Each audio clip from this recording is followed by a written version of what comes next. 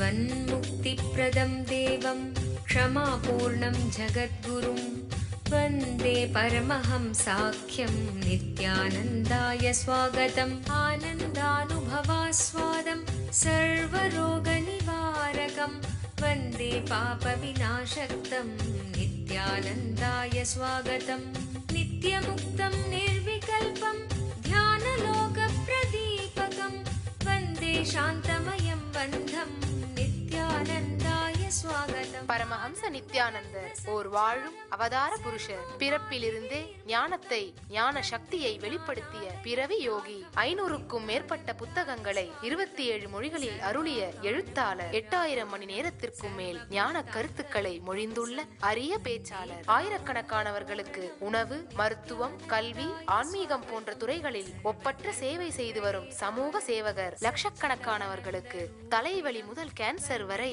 தனது தியான சக்தியால் தீர்த்து வைத்த தியான சிகிச்சையாளர். லட்சக்கணக்கான மக்களுக்கு உடல் நலம், மனவளம் ஆகியவற்றிற்கான கிரியைகளை வகுத்து தரும் கிரியா யோகி.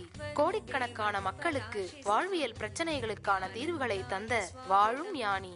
151 நாடுகளில் தியான மையங்களோடும் 40க்கும் மேற்பட்ட நாடுகளில் ஆசிரம கிளைகளோடும் நடந்து வரும் உலகளாவிய நித்யானந்த தியானபீட ஆன்மீக இயக்கத்தின் நிறுவனர். 1 கோடிக்கும் மேற்பட்ட சீடர்களால் ஆத்மார்த்தமாக பின்பற்றப்படும் ஞான குரு. தீட்சையின் மூலம் சக்தி பரிமாற்றத்தை நிகழ்த்தும் அவதார சக்தி.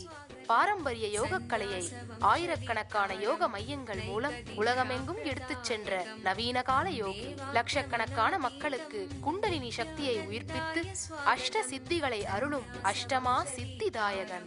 உலகம் முழுவதும் வைதீக ஆலயங்களை அமைத்து வேத கலாச்சாரத்திற்கு மறுமலர்ச்சி அளித்த ஆன்மீக சுடர். லட்சக்கணக்கான இளைஞர்களின் எதிர்காலத்திற்கு வழிகாட்டியாய் திகழும் ஒரே இளம் குரு.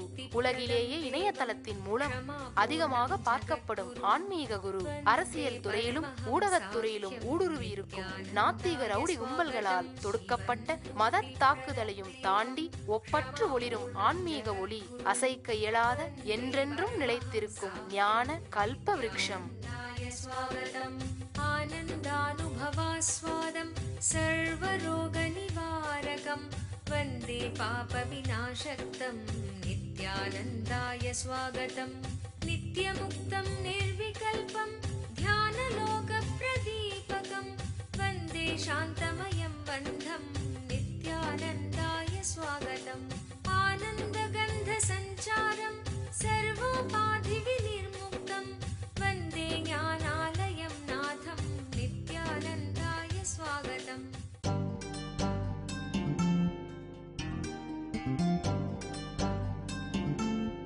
சத்தியம்ங்கிறது எல்லா இன்ஸ்பிரேஷன், ட்ரூத், அது செயல்முறைப்படுத்தப்படும் போது அதை புராணம்னு சொல்லுவோம், ஸ்மிருதின்னு சொல்லுவோம், ஆகமம்னு சொல்லுவோம். ஸ்ருதி உபனிஷத்துன்னு சொல்றது சத்தியம், புராணம் ஆகமம்னு சொல்றது ஸ்மிருதி, நடைமுறை செயல்கள். சத்தியத்தை உணராமல் செயல்களை மட்டும் செய்யும் பொழுது அந்த சத்தியங்களை நமக்கு நினைவுபடுத்தி சத்தியத்தை உணர்ந்து செயலை செய்ய சொல்ற நினைவுபடுத்துபவர்களைத்தான் குருமார்கள்னு சொல்றோம். இது எல்லா மதத்திலும் இந்த 3 உண்டு. இந்த 3 இல்லாத மதம் கிடையாது. philosophy truths, practical rituals, the people who remind, the preachers, the philosophical truths of the truths behind the practical rituals. நல்லா புரிஞ்சுங்க. அண்ணாமலை 3 உடையது. அண்ணாமலை 3 உடையது. சத்தியத்தின் வடிவாக இந்த மலையும், அந்த சத்தியத்தை தினசரி வாழ்க்கையில் கடைபிடிக்கின்ற ஆகமமாக ஆலயத்தினுள்ளே அருணாச்சல லிங்கமாக இறைவனும், அது சடங்காக மாறாமல் மீண்டும் மீண்டும் சத்தியமாக அதை செய்வதற்காக நினைவுபடுத்திக் கொண்டே இருப்பதற்காக ஆயிரக்கணக்கான ஆண்டுகளாக வாழையடி வாழையாக வந்திருக்கின்ற ஞான பரம்பரையும் 3 உடையது அருணாச்சலம். மலையே சத்தியத்தின் வெளிப்பாடு. தினசரி நடவடிக்கைகளாக அந்த சத்தியத்தை உணரும் வாழ்க்கை முறையே ஆலயம். ரொம்ப அருமையா, மிக அருமையாக ஒரு ஆன்மீக புத்தகத்திலே கட்டுரையிலே சாமி படிச்சிருந்தேன். திருவண்ணாமலையிலே ஈஸ்வரன் 3 விதமாக வெளிப்படுவதாக அவர் மிக அருமையாக விளக்கியிருந்தார். அருணாச்சல புராணத்தையும் கோட் பண்ணியிருந்தார். இங்க ஈஸ்வரன் மலையாகவும் ஆலயத்தில் இருக்கும் லிங்கமாகவும் வாழையடி வாழையென இவ்வூரில் இருந்து ஞான பரம்பரையாகவும் வெளிப்பட்டு கொண்டே இருப்பான், உலகத்திற்கு கிடைத்து கொண்டே இருப்பான் அப்படின்னு மிக அருமையாக விளக்கி இருக்கின்றார். ஆழமா புரிஞ்சுக்கோங்க. சத்தியம், சத்தியத்தை தினசரி வாழ்க்கை முறையாக்கும் சடங்கு, சடங்கிலே மறைந்து விடாமல் சத்தியத்தை மீண்டும் மீண்டும் உணர்ந்து வாழ்வதற்காக நமக்கு நினைவுபடுத்தி கொண்டிருக்கின்ற ஞான குருமார்கள் என்கின்ற 3ம் மலர்ந்தது இந்த அருணாச்சலம். 3ம் உடையது இந்த அருணாச்சலம். இந்த சத்தியங்களை ஆழ்ந்து உள்வாங்குங்கள். இந்த சத்தியங்கள் உங்கள் வாழ்க்கையின் பாகமாக மாறட்டும். ஒண்ணுமில்லை, இந்த ஸ்ரத்தை நடப்பதெல்லாம் மங்களமானதுதான். இது ஒரு ஆழமான சத்தியம், நம்மளால உடனடியாக ஏத்துக்க முடியாது. ஒரு 2 நாள் உட்கார்ந்து இதை கான்டம்ப்ளேட் பண்ண முயற்சி பண்ணுங்க. சும்மா தான் யோசிச்சு பாருங்க. இவர் கட்டாயமா பொய் சொல்ல வேண்டிய அவசியம் இல்லை. இவ்வளோ பெரிய கூட்டத்தை கூட்டி இவ்வளோ மக்களை கூப்பிட்டு மேடையில் உட்காந்து இவர் பொய் சொல்ல வேண்டிய அவசியம் இல்லை. அந்த அளவுக்கு கட்டசியோட யோசிச்சிங்கன்னா போதும், வேற ஒன்றும் வேண்டாம். சொல்றத நம்புங்கன்னு கூட நான் சொல்லலை. இவ்வளோ பெரிய கூட்டத்தை கூட்டி இவ்வளோ பெரிய மைக்கை போட்டு அவர் ஏன்பா சொல்லணும், என்னப்பா அவசியம் இருக்கு? சொல்றதுல ஒருவேளை உண்மை இருந்தாலும் தான் இருக்கலாம். அந்த அளவுக்கு கட்டசியோட உங்கள் வாழ்க்கையை இன்னொரு முறை பரிசோதனை செய்து பாருங்கள். உங்கள் வாழ்க்கையின் மிக கொடுமையான துக்கங்கள் என்று நினைக்கின்ற நிகழ்ச்சிகளை, நீங்கள் நினைக்கின்ற நிகழ்ச்சிகளை ஒரு முறை ஆழ்ந்து பரிசோதனை செய்து பாருங்கள். அதிலிருந்து கூட சத்தியமாக உங்களுக்குள் ஏதோ ஒரு மிகப்பெரிய மாற்றம், உணர்வு மாற்றம், புரிந்து கொள்ளுதல், understanding, some juice would have been added. ஏதாவது ஒன்று உங்கள் வாழ்க்கையில் சேர்க்கப்பட்டே இருக்கும். அது வியாதியாகட்டும், பொருளாதார இழப்பாகட்டும், எதுவாக வேண்டுமானாலும், உறவுகள் இழப்பாகட்டும், எந்த நிகழ்வாக வேண்டுமானாலும் இருக்கட்டும், அதை மீண்டும் ஒரு முறை பரிசீலித்து பாருங்கள். அந்த நிகழ்வின் மூலமாக ஏதாவது ஒரு மிகப்பெரிய பாடம் உங்களுக்குள் போதிக்கப்பட்டிருக்கும், உங்களுக்குள் மலர்ந்திருக்கும். இந்த ஒரு சத்தியத்தை உள்வாங்குங்கள். கட்டாயமா இந்த ஒரு சில சத்தியங்களை உள்வாங்கி நினைச்சு பாருங்க. சும்மா ஈவினிங்ல உட்கார்ந்து இருக்கும் பொழுது, இல்லை ரிலாக்ஸ்டா இருக்கும் பொழுது, பெரிய பிரச்சனை இந்த நவீன காலத்துல மனுஷன் ரிலாக்ஸ்டாவே இருக்கிறது. தனக்குள் தான் அமர்வது என்கின்ற நேரமே இல்லை. மனிதனுக்கு இழைக்கப்பட்ட மிகப்பெரிய கொடுமை என்னன்னா, தான் தனக்குள் நிம்மதியாக அமர்ந்து சிந்திப்பதற்கான நேரம் இல்லாத உலகத்திலே அவன் வாழ்ந்து கொண்டிருப்பது. இந்த 21st century தான் மிக கொடுமையான நரகம். Civilization is facing a worst space. Understand? We have a best place. பிளேஸை பொறுத்த வரைக்கும், இன்ஃப்ராஸ்ட்ரக்சரை பொறுத்த வரைக்கும் நம்ம பெஸ்ட் பிளேஸா மாத்திட்டோம். ரொம்ப டெவலப் பண்ணிட்டோம். டேம்ஸ் என்ன, ரோட்ஸ் என்ன, பிரிட்ஜஸ் என்ன, இன்ஃப்ராஸ்ட்ரக்சரை பொறுத்த வரைக்கும் ரொம்ப டெவலப் பண்ணிட்டோம். ஆனா people are all depressed. மனிதர்கள் மன அழுத்தத்திலே இருக்கிறார்கள், துக்கத்திலே இருக்கிறார்கள். சில 100 ஆண்டுகளுக்கு முன்பு இவ்வளவு பெரிய இன்ஃப்ராஸ்ட்ரக்சர் எல்லாம் இருந்திருக்கலாம். ஆனா மனிதர்கள் ஆனந்தத்திலே வாழ்ந்தார்கள். தனக்குள்ளே அவர்களாலே அமர முடிந்தது. மனிதனுக்கு இழைக்கப்பட்ட மிகப்பெரிய கொடுமை என்னன்னா, உலகத்திலே நடந்திருக்கிற மிகப்பெரிய கொடுமை 21வது நூற்றாண்டுல HIV கூட இல்லை. நல்லா புரிஞ்சுக்கோங்க. கேன்சர் இல்லை. அதெல்லாம் கூட 2வது தரமான, அதெல்லாம் கொடுமைகள், 2வது தரமான கொடுமைகள் தான். தீவிரவாதம் கூட இல்லை, அது கூட 2வது தரமான கொடுமை தான். முதல் தரமான மிகப்பெரிய கொடுமை என்னன்னா, தனக்குள்ளே தான் அமருகின்ற அளவிற்கு, தனக்குள்ளே தான் நிம்மதியாக இருக்கின்ற அளவுக்கு மன அமைப்போ நேரமோ இல்லாத கொடுமையான சமூகத்திலே வாழ்ந்து கொண்டிருப்பது. சக்தி வாய்ந்த சிவஸ்தலமான திருவண்ணாமலை நித்யானந்த தியான பீடத்தில் பிப்ரவரி 20ஆம் தேதி 2012 அன்று மகா சிவராத்திரி பெருவிழா. கல்வியின் வடிவமான பிரம்மாவிற்கும் செல்வத்தின் வடிவமான விஷ்ணுவிற்கும் கூட எட்டாத அருட்பெரும் ஜோதியாக ஈசன் வெளிப்பட்ட இடம் திருவண்ணாமலை. வெளிப்பட்ட நாள் சிவராத்திரி. அதே நன்னாளில் அதே ஸ்தலத்தில் வாழும் அவதார புருஷருடன் சிவகுண்டலினி தியானத்தில் மூழ்க வாருங்கள். சிவராத்திரி தின சிறப்பு நிகழ்ச்சிகள். வாழும் ஞானி பரமஹம்ச நித்யானந்தர் வழங்கும் சிவராத்திரி தின சிறப்பு தியான சத்சங்கம். சக்தி வாய்ந்த சிவகுண்டலினி தியானம். பிணிகளை எல்லாம் தீர்க்கும் பெரும் சக்தி வாய்ந்த மகா ருத்ராபிஷேகம் நடைபெறவிருக்கிறது. மேலும் சிவராத்திரி தினத்தன்று எண்ணங்களை நிஜமாக்குவதற்கான சக்தியை தரும் கல்பத்தரு முழுநாள் தியான முகாம் நடைபெறவிருக்கிறது. பரமஹம்சர் ஒவ்வொருவருக்கும் சக்தி தரிசனமும் தீட்சையும் அளிக்கின்றார். இந்த மகா சிவராத்திரி பெருவிழாவில் கலந்து கொண்டு சிவபெருமானின் அருளையும் பரமஹம்சரின் ஆசீர்வாதத்தையும் பெற அனைவரும் வருக. நடைபெறும் இடம் நித்யானந்த தியானபீடம், கிரிவலப்பாதை, திருவண்ணாமலை. தொலைபேசி எண்கள் 7200003311 7200003322. உங்களுக்குள்ள நீங்க உட்கார்ந்து உங்களை பார்த்து கான்டெம்ப்ளேட் பண்ணி ரீஜுவேனேட் பண்ணி ஃப்ளவர் பண்ணிக்கிறதுக்கான வாய்ப்பே இல்லை. நீங்கள் உங்களை சுயபரிசோதனை செய்து கொள்வதற்கான வாய்ப்பே இல்லை. அமர்ந்து சிட் பேக் அண்ட் ரிலாக்ஸ்னு சொல்லுவோம். உட்கார்ந்து உங்களை திரும்பி பார்த்து நம்ம வாழ்க்கையை ஏதாவது டெவலப் பண்ணிக்கலாமா, வேற ஏதாவது மாத்திக்கலாமா அப்படின்னு நினைக்கிறதுக்கான நேரமே இல்லை. இதுதான் மனிதனுக்கு இழைக்கப்பட்டிருக்கின்ற மிகப்பெரிய கொடுமை. தன்னைத்தான் திரும்பி பார்க்க நேரமில்லாத வாழ்க்கை. ஏன்னா மீது எந்த பிரச்சனையிலிருந்து மனிதனை வெளியில எடுத்துட்டு வந்துட முடியும், ஆனா இந்த பிரச்சனையிலிருந்து வெளியில எடுத்துட்டு வரவே முடியாது. மீது எல்லா பிரச்சனைக்கும் இதுதான் காரணம். HIV மேஜர் காரணம் என்ன? ஒழுக்கம் இல்லாதது. ஏன் ஒழுக்கம் இல்லை? தன்னைத்தான் திரும்பி பார்த்து மேம்படுத்திக் கொள்ளுகின்ற அளவுக்கு அவனுக்கு நேரம் இல்லை, மனமும் இல்லை, நேரமும் இல்லை. தீவிரவாதத்துக்கு என்ன காரணம்? HIV என்ன காரணம்? அடக்க முடியாத ஆசை. தீவிரவாதத்துக்கு என்ன காரணம்? அடக்க முடியாத கோபம். ரெண்டுத்துக்குமே என்ன காரணம்?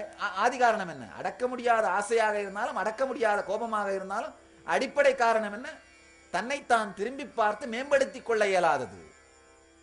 அதனால தயவு செய்து அடுத்த 10 நாட்கள் யார் யாரெல்லாம் என்னை குருவாக நினைக்கிறீர்களோ அவர்களிடமிருந்து நான் கேட்கின்ற குரு தட்சிணை இது. அடுத்த 10 நாட்கள் உங்களுக்குள் திரும்பி பாருங்கள். உங்களிடம் நான் கேட்கின்ற குரு தட்சிணை இதுதான். 10 நாட்கள் திரும்பி பாருங்கள். அடுத்த 10 நாட்களை எப்படி வாழ்க்கை மங்களமயமாக இருக்க முடியும் என்று யோசித்து பாருங்கள். நம்ப வேண்டியதில்லை, யோசித்து பாருங்கள். யோசித்து பார்த்தால் போதுமானது. உங்களுக்குள் புது மன அமைப்பை உருவாக்க துவங்குவீர்கள். மொத்த இந்த சத்சங்கத்தினுடைய பிரசாதம் என்னன்னா, இப்ப கோயிலுக்கு போனா ஒரு பிரசாதம் வாங்கிட்டு வரோம் இல்லைங்களா, அந்த மாதிரி நீங்க இங்க வந்ததுக்கு, இந்த சத்சங்கத்திற்கு வந்ததுக்கான பிரசாதம் என்னன்னா, ஒரு புது மன அமைப்பை உங்களுக்குள் உருவாக்குவதற்கான விதையை எடுத்து சென்றீர்களானால் அதுதான் இங்கிருந்து நீங்கள் எடுத்து செல்லுகின்ற பிரசாதம். ஒரு முறை உங்களை திரும்பி பார்த்து ஒரே ஒரு விஷயங்கள், அதாவது உங்களை திரும்பி பார்த்தீங்கன்னா பல விஷயத்தை நீங்க மாத்திருவீங்க. உங்களுக்குள்ள திரும்பி பார்க்காம இருக்கிறதா பிரச்சனை. நீங்க பல விஷயத்தை மாத்தணுன்ற பேராசை கூட எனக்கு இல்லை. உங்களை நீங்கள் திரும்பி பார்த்து உங்கள் வாழ்க்கையில் ஒரே ஒரு விஷயத்தை மாற்றுவீர்களானாலும் கூட இந்த தியான சத் சங்கத்தின் பிரசாதம் உங்களுக்கு கிடைத்து விட்டது. நான் 32 ஆண்டுகள் வாழ்ந்து கற்றதை உங்களோடு பகிர்ந்து கொண்டதற்கான திருப்தியை அடைவேன். கற்ற திருப்தியையும் கற்றதை உங்களோடு பகிர்ந்து கொண்ட திருப்தியையும், வேற எதுவுமே இல்லை. மொத்த வாழ்க்கையின் சாரம் இதுதான். நீங்கள் ஜீவன் முக்தர்களாக வாழப் பிறந்தவர்கள். ஜீவன் முக்தி தான் வாழ்க்கையின் லட்சியம். உள் திரும்பி பார்க்க துவங்குங்கள். இந்த வினாடியிலிருந்து ஜீவன் முக்தி உங்களுக்குள் மலர துவங்கிவிட்டது. அந்த உள்ள திரும்பி பார்க்கறதுக்கு ஆரம்பிக்கிறது தான் அந்த இன்ஸ்பிரேஷன், அந்த உத்வேகம் உங்களுக்கு வருவானால் இந்த நிகழ்ச்சிக்கு தீட்சைன்னு பேரு. அதுக்கு பேர் தான் தீட்சை. தீட்சை வேற ஒண்ணும் இல்ல. காது வச்ச மாதிரி எதையோ ஒரு துணியை போட்டு புரியாத ஒன்றை சொல்வது தீட்சை கிடையாது. புரியாத ஒன்று சொல்வது தீட்சை கிடையாது. உங்களுக்குள் உங்களை நீங்களே திரும்பி பார்ப்பதற்கான ஒரு இன்ஸ்பிரேஷன் இந்த வார்த்தைகள் மூலமாக உங்களுக்குள் மலருமானால் இப்பொழுது நடந்ததுதான் தீட்சை. நான் சொன்ன வார்த்தைகள் தான் மந்திரங்கள். இவைகளை உள்வாங்குவீர்களானால் தீட்சை நடந்து விட்டது. இதை உள்வாங்கலன்னா எத்துணை மந்திரம் ஜெபித்தாலும் எத்துணை வேறு சடங்குகள் செய்தாலும் நேரடியாக அது உங்கள் வாழ்க்கையை எந்த அளவுக்கு மாற்றும் என்று எனக்கு தெரியாது. வழிபடுவது மட்டும் செய்யறது எப்படின்னா, யாரோ ஒருத்தர் ஒரு டம்ளர் பாலை கொடுத்து இது ரொம்ப அருமையான விஷயம், பெரிய நல்லது, உடம்புக்கு நல்லதுன்னு சொன்னார்னா, நீங்க அதை பூஜை ரூம்ல வச்சு தினம் மணி அடிச்சு கற்பூரம் காமிச்சிட்டு இருந்தா அதனுடைய பலன் உங்களுக்கு கிடைக்குமா? அதை குடிச்சு ஆனந்தப்படணும். அதனால் ஏற்படுகிற சக்தி உங்கள் உடலுக்குள்ளே பொங்க வேண்டும், மனதுக்குள்ளே பொங்க வேண்டும். அதே மாதிரிதான் அருணாச்சலம் அப்படிங்கிறது ஒரு பெரிய ஆனந்த சக்தி. வெறுமனே மணியடித்து கற்பூரம் காட்டுவதோடு மட்டுமல்லாமல், எப்ப மணியடித்து கற்பூரம் காட்டணும், அந்த தத்துவத்தை உணர்ந்து நமக்குள்ளே ஆனந்தம் பொங்கும் பொழுது, ஆஹா இவ்வளவு ஆனந்தத்தை அளிக்கின்றாயே அப்படின்னு மணியடிச்சு கற்பூரம் காட்டி அந்த நன்றி உணர்வினாலே வழிபாடு நடைபெற வேண்டும். வழிபட்டு பொங்குகின்ற ஆனந்தத்தாலே வழிபாடு நடக்க வேண்டும். அதுதான் சத்தியம், அதுதான் இனிமையான உண்மையான வழிபாடு.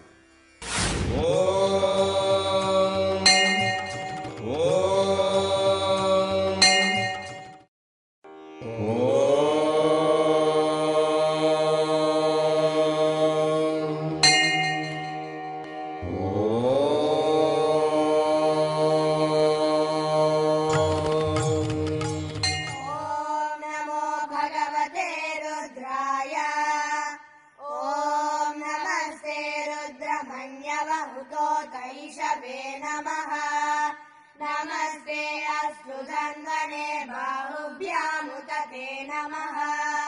या तैषु शिवतमा शिवम् बभूव ते धनुः शिवा शरव्याया तव तया नो रुद्रमृडया। या ते रुद्र शिवा तनूरघोरा पापकाशिनी तया नस्तनुभाषन्त। ஆழமான இந்த சத்தியங்களை புரிஞ்சுங்க. வாழ்க்கையோட மொத்த சாரமும் இவ்வளவுதான், வேற எதுவுமே வாழ்க்கையினுடைய சாரம் இல்லை. பல்வேறு விஷயங்கள் என்ன வேணா நம்ம தேடிட்டு இருக்கலாம், ஜீவன் முக்தி தான் வாழ்க்கையின் சாரம். இன்னொன்னு நாம கேட்கலாம், நான் ஜீவன் முக்தனானா என்னுடைய வேலையை விட்டுருவனா, என்னுடைய தொழிலை விட்டுருவனா, என்னுடைய இதில் விட்டுருவனா, நானும் உங்களை மாதிரியே சன்னியாசி ஆயிடுவேனா? நல்லா தெரிஞ்சுக்கோங்க, ஜீவன் முக்த தன்மைக்கும் சந்நியாசத்திற்கும் சம்பந்தம் இல்லை. ஜீவன் முக்தனாக ஒரு டாக்டர் இருக்கலாம், ஜீவன் முக்தனாக ஒரு பொறியாளர் இருக்கலாம், ஜீவன் முக்தனாக ஒரு சட்ட வல்லுநர் இருக்கலாம், ஜீவன் முக்தனாக யார் வேண்டுமானாலும் இருக்கலாம். எந்த பதவியில் இருப்பவர்களும் ஜீவன் முக்தனாக வாழ முடியும். ஜீவன் முக்த தன்மையில வாழும் பொழுது ஒரே ஒரு விஷயம் தான் நடக்கும், உங்க வேலையை விட்டுற மாட்டீங்க, உங்க சொத்தை விட்டுற மாட்டீங்க, உங்க உறவுகளை விட்டுற மாட்டீங்க, உங்க துக்கத்தை விட்டுருவீங்க. அவ்வளவுதான். இருப்பதை துறக்க வேண்டாம், இல்லாததை துறந்து விடுங்கள் போதும். இருக்கிறது எதையுமே துறக்க வேண்டாம். இருக்கிறதுனா உங்க சொத்து, உங்க பதவி, உங்க புகழ், உங்களுடைய உறவுகள், அதெல்லாம் எதுவுமே துறக்க வேண்டாம். உங்ககிட்ட இல்லாததை அணை வச்சு வாழ்ந்துட்டு இருக்கீங்க, அது என்ன? துக்கம், பயம், அச்சம். இருப்பதை துறந்தவன் சன்னியாசி, இல்லாததை துறந்தவன் ஜீவன் முக்தன். இல்லாதவளை துறந்து விடுங்கள் போதும், ஜீவன் முக்தர்களாக வாழுங்கள் போதும். இருப்பதை துறக்க வேண்டிய அவசியம் இல்லை, இல்லாததை துறந்து விடுங்கள். நம்ம கிட்ட இல்லாத பல விஷயங்கள் ஆனா பிடிச்சு பிடிச்சு வச்சு நம்ம வாழ்ந்துட்டு இருக்கிறோம். ஒண்ணு துக்கம், பயம், அச்சம், இல்லாத விஷயம். ஆனா என்ன பண்றோம்? அதை பிடிச்சு பிடிச்சு வச்சு வாழ்ந்துட்டு இருக்கிறோம். என்னைக்கோ ஒரு நாள் ஏதோ ஒண்ணு வந்து நடந்துருமோன்ற துக்கத்துல இன்னைக்கே வாழ்ந்துட்டு இருக்க ஆரம்பிச்சிடறோம். இன்னைக்கே வாழ்ந்துட்டு இருக்க ஆரம்பிச்சிடறோம். துக்கத்தினால் அரிப்பெடுத்த மனமும், அதனால் பொங்கி எழுந்த வேதனையினால் நிறைந்து போன உடலும் வைத்து வாழ்ந்தது போதும். இன்று பிறக்கட்டும் உங்களுக்குள் புது வாழ்க்கை, இன்று மலரட்டும் உங்களுக்குள் புது வாழ்க்கை. அருணாச்சலம் எனும் ஆனந்த சக்தி உங்களுக்குள் மலரட்டும். ஆழமா புரிஞ்சுங்க. அருணாச்சலம் எனும் ஆனந்த சக்தி நமக்குள் மலரட்டும்னா என்ன அர்த்தம்னா, இன்றிலிருந்து ஜீவன் முக்தர்களாக வாழத் துவங்குங்கள். ஒரே வழி என்னன்னா, என்ன நடந்தாலும் உங்கள் வாழ்க்கையில் நீங்கள் என்ன நடந்தாலும் அதை துக்கம்னு முத்திரை குத்தி ஓரமா எடுத்து போடாதீங்க. துக்கம்னு முத்திரை குத்தி ஓரமா எடுத்து போட்டீங்கன்னா அது என்ன சொல்ல வருது நீங்க பார்க்க மாட்டீங்க. ஒருத்தரை விரோதின்னு முடிவு பண்ணிட்டீங்கன்னா அவங்க என்ன சொல்றாங்கன்னு கேட்பீங்களா? நல்லா புரிஞ்சுங்க. ஒருத்தர்கிட்ட வந்து சொன்னாரு, சாமி 20 வருஷமா நானும் என் மனைவி சண்டை போட்டுட்டே இருக்கிறோம் சாமி அப்படின்னாரு. நான் சொன்னேன், ஒரு தரமாவது நீங்க அவங்க சொல்றதை கேட்டிருக்கீங்களான்னு கேட்டேன். இல்ல சாமி, அவங்க பேசும்போதே நான் பதில் பேச ரெடி ஆயிடுவேன் அப்படின்னாரு. நல்லா புரிஞ்சுக்கோங்க, முதல் ஒரு 2-3 மாசம் மட்டும்தான் உங்க கணவன் என்ன சொல்றாருன்னு மனைவி கேட்கறாங்க, மனைவி என்ன சொல்றாருன்னு கணவன் கேட்கறாங்க. அதுக்கப்புறம் ஒருத்தரை பத்தி ஒருத்தர் ஒரு கருத்தை ரெடி பண்ணி வச்சுட்டாங்கன்னா ஒருத்தருமே ஒருத்தர் இன்னொருத்தர் சொல்றதை கேட்கறது இல்லை. அவங்க பேச ஆரம்பிக்கிறது முன்னாடி நம்ம பதில் ரெடி பண்ண ஆரம்பிச்சிடுறோம். அப்படின்னா அவர்கள் சொல்வதை நாம் கேட்கறதே இல்லை. ஒருத்தரை பத்தி ஒரு கருத்தை ரெடி பண்ணிட்டீங்கன்னா, தயார் பண்ணிட்டீங்கன்னா, ஒருத்தரை விரோதின்னு முடிவு பண்ணிட்டீங்கன்னா அவங்க சொல்றதை நீங்க கேட்கறதே இல்லை. அவங்க சொல்றத ஆழ்ந்து பார்க்கறதே இல்லை. உங்க வாழ்க்கையை நீங்க விரோதின்னு முடிவு பண்ணிட்டீங்க, துக்கமயமானதுன்னு முடிவு பண்ணிட்டீங்க. அப்ப உங்க வாழ்க்கை எடுத்து வருகின்ற பாடங்களை எவ்வாறு கேட்பீர்கள்? உங்கள் வாழ்க்கை எடுத்து வருகின்ற சொற்களை எவ்வாறு பார்ப்பீர்கள்? அதை விட்டு வாழ்க்கை ஆனந்தமயமானது, வாழ்க்கையை ஆழ்ந்து பார்க்க துவங்குங்கள். வாழ்க்கையை ஆழ்ந்து பார்ப்பதைத்தான் ஜீவன் முக்தின்னு சொல்றேன். வாழும் பொழுதே முக்தனாக வாழுதல், வாழும் பொழுதே மந்தமில்லாதவனாக வாழுதல். இந்த நாடே, நல்ல ஆழமா புரிஞ்சுங்க, இந்த நாடே ஜீவன் முக்தி என்கின்ற ஒரு லட்சியத்தின் மீது உருவாக்கப்பட்ட நாடு. ஒரே ஒரு லட்சியத்தின் மீது உருவாக்கப்பட்ட நாடு. ஆழமா புரிஞ்சுக்கோங்க. இன்னும் நமது நாடு தார்மீகமா இருக்குன்னா, மேலை நாடுகள்ல, டெவலப்டு கண்ட்ரீஸ்ல போலீஸ் ஸ்டேஷன் இல்லாத கவுண்டி இருக்காது. கவுண்டினா கிராமம் இருக்காது. நம்ம நாட்டில் 4,60,60,000 கிராமம் இருக்கு. ஆனா மொத்தமே 16,000 போலீஸ் ஸ்டேஷன் தான் இருக்கு.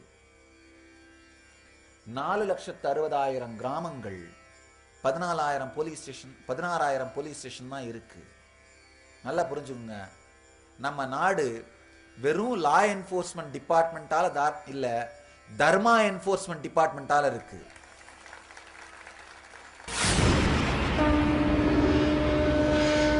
திருவண்ணாமலை நித்யானந்த தியானபீடத்தில் பிப்ரவரி 20, 2012 மகா சிவராத்திரி திருநாளன்று கல்பத்தரு முழுநாள் தியான அனுபவ முகாம். உங்களின் எண்ணங்களை நிஜமாக்குவதற்கான சக்தியை தரும் ஒரு நாள் தியான அனுபவ முகாம். மகா சிவராத்திரி திருநாளன்று கல்பத்தருவில் வாழும் ஞானியிடமிருந்து பெறும் தீட்சை உடலிற்கு ஆரோக்கியத்தை அளித்து, மனதிற்கு தெளிவை அளித்து, உங்களுக்குள் இருக்கும் குண்டலினி சக்தியை உயிர்ப்பித்து உங்கள் வாழ்வில் எல்லா வளங்களையும் அருள்கிறது. கல்பத்தரு தியான முகாம் நடைபெறும் இடம் நித்யானந்த தியானபீடம், கிரிவலப்பாதை, திருவண்ணாமலை. தொலைபேசி எண்கள் 7200003311, 7200003322. ஆலயங்களும் ஆசிரமங்களும் தான் தர்மத்தை நடத்துகின்ற மையங்கள்.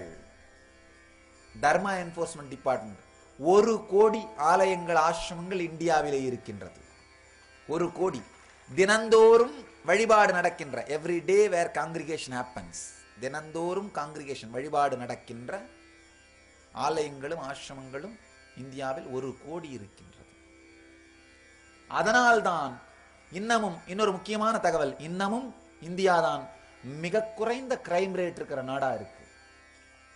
மிக குறைந்த கிரைம் ரேட். இது நான் சொல்றது எல்லாமே அறிவியல் பூர்வமான புள்ளி விவரங்கள், மிக தெளிவான புள்ளி விவரங்கள். காரணம் தர்மா என்ஃபோர்ஸ்மெண்ட் டிபார்ட்மெண்ட். வேற ஒண்ணும் இல்ல, நீ இப்படி பண்ணா உங்க அப்பாவை எல்லாம் திட்டுவாங்களப்பா, என்னப்பா பிழைவெடுத்து உங்க அப்பாவை திட்டுவாங்களேன்னு ரோட்ல நம்முடைய உறவினர்கள் அல்லது நண்பர்கள் பேசுகிற வார்த்தை தான் எல்லாரையும் தர்மத்தில் வச்சிருக்கு. தர்மா என்ஃபோர்ஸ்மெண்ட் டிபார்ட்மெண்ட். ஆழமாக புரிந்து கொள்ளுங்கள். இன்னொரு முக்கியமான ஒரு விஷயம், கடவுள் இருக்காரா இல்லையா அப்படிங்கிற சர்ச்சைக்கெல்லாம் போக நான் விரும்பல. அதை என்ன சொல்றது, அதை இன்டலெக்சுவலா இந்த வாத விவாதத்திலேயே என்ஜாய் பண்ற மக்களுக்கு விட்டுறலாம். இருக்கிறார்னு சொல்லி வாதம் பண்றவங்க ஒரு குரூப், இல்லைன்னு சொல்லி வாதம் பண்றவங்க இன்னொரு குரூப். என்ன பொறுத்த வரைக்கும் அவர் இருக்கிறார் இல்லைன்னு வாதம் பண்றதுக்கான பொருள் அல்ல, கடந்து உள்ளிருந்து அனுபவிக்க வேண்டிய உணர்வு. கடந்து உள் இருந்து அனுபவிக்க வேண்டிய உணர்வு. நாம கேட்கலாம், அப்ப ஏன் கடந்து உள்ளிருந்து அனுபவிச்சா ஞானிகள் கடவுள் இருக்காருன்னு சொல்றாருன்னு? நல்லா புரிஞ்சுக்கோங்க. அந்த கடவுள்ன்ற சத்தியத்தினாலே சமூகத்திலே சில கட்டுக்கோப்புகள், சில தர்மங்கள் இருக்கின்றது. அந்த சத்தியம் இருக்கிறதுனால அதாவது தேருக்கு அச்சாணி மாதிரி அந்த சத்தியம் பல்வேறு விதமான, அது தர்மா என்ஃபோர்ஸ்மெண்ட் டிபார்ட்மெண்ட் மாதிரி சமூகத்திற்குள்ளே மிகப்பெரிய சமநிலையை வைத்திருப்பதற்கு அந்த சத்தியம் உதவுகின்றது. நாம எல்லாம் புரிஞ்சுக்கணும், அந்த சத்தியத்தை எடுத்து விட்டோமானால் அந்த சமநிலையை வைத்திருப்பது சாதாரண வேலை அல்ல, மிகப்பெரிய வேலை. அதனால் அந்த சத்தியத்தை வைத்திருந்தோமானால் தான் சமூகத்தின் சமநிலையை நம்மால் காப்பாற்ற முடியும். அந்த சத்தியம் இருப்பதனால்தான் அரசாங்கத்தினுடைய இந்த லா அண்ட் ஆர்டர் வேலை ரொம்ப சுலபமா இருக்கு. அந்த சத்தியம், கடவுள்ங்கிற சத்தியம், தர்மம் நம்முடைய வாழ்க்கையின் பாகமாக மாறிவிட்டதனால்தான் இந்த சத்தியங்களை உள்வாங்காம நேச்சுரலா கிரிமினல் வேலைக்கு போக மாட்டார்கள். இயற்கையாகவே மனம் ஒரு ஆனந்தமயமான நிலையில இருக்கும், ஜீவன் முக்தர்களாக வாழ்வார்கள். அதாவது தனித்தனியா வெளியில போலீஸ் வச்சு அவங்களை சூப்பர்வைஸ் பண்ண வேண்டியிருக்காது, அவங்க மனசுக்குள்ளேயே போலீஸ் வச்சு என்ன பண்றோம், சூப்பர்வைஸ் பண்ணிற மாதிரி ஆயிருக்கு. அதனால கடவுள்ங்கிற சத்தியம் கடந்து உள்ளிருக்க வேண்டிய, உள்ளிருந்து அனுபவிக்க வேண்டிய உணர்வு, அது நமது சமூகத்தை சமச்சீராக வைத்திருக்கின்ற மிகப்பெரிய இனிமையான ஆனந்தமயமான ஒரு சத்தியம். அதனால்தான் நமது முன்னோர்கள் இந்த சத்தியத்தை மீண்டும் மீண்டும் உயிரோடு வைத்திருக்க துவங்கி இருக்கிறார்கள். உங்கள் எல்லோரையும் நித்யானந்தத்தில் நிறைந்து, நித்யானந்தத்தில் மலர்ந்து, நித்யானந்தத்தில் கரைந்து, நித்யானந்தமாகிட ஆசீர்வதிக்கின்றேன். நன்றி. ஆனந்தமாக இருங்கள். நித்யானந்த தியானபீடம், நித்யானந்தபுரி ஆஃப் மைசூர் ரோடு, விடுதி, பெங்களூர். 9742203311 08027202084.